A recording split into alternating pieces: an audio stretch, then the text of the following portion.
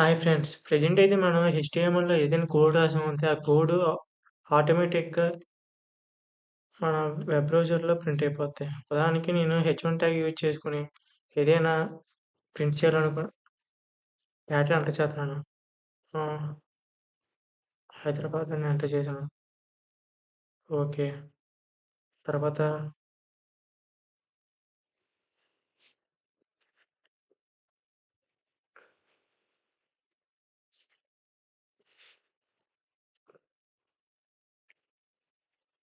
ఈ విధంగా నేను ఎంటర్ చేసి నేను వెబ్ పేజ్‌లో చూస్తున్నాను. అయితే ఈ విధంగా ప్రింట్ అవుతది. కానీ దీన్ని వెబ్ పేజ్‌లో మనం డైరెక్ట్‌గా ఇలాగా టచ్ ప్యాడ్ యూజ్ చేసుకొని మోడిఫై చేయాలంటే చేయలేము. కానీ వీటిని మోడిఫై చేయడానికి హెచ్‌టీఎంఎల్‌లో ఒక అట్రిబ్యూట్ ఉంది. అదే కంటెంట్ ఎడిటబుల్.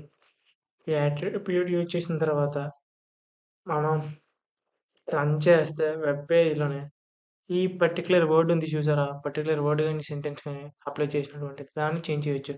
ఒక క్లిక్ ప్రెస్ చేస్తే అక్కడ ఈ విధంగా ఫార్మ్ అవుతది. ఇక్కడ మనం నచ్చినటువంటి డేటా ఎంటర్ చేసుకోవచ్చు.